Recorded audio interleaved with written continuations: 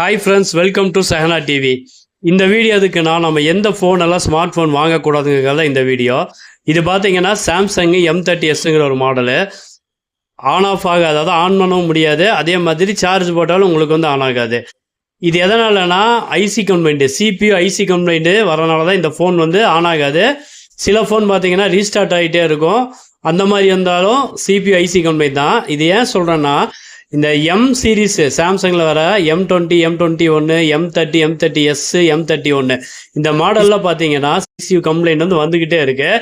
அதனால் தயவுசெய்து இந்த ஃபோனு, அதாவது இந்த M சீரீஸ் சாம்சங்கில் வர இந்த M சீரீஸ் மட்டும் ஃபோன் வாங்காதீங்க. வாங்கினா இந்த மாதிரி தலைவலி வந்துக்கிட்டே இருக்கும்.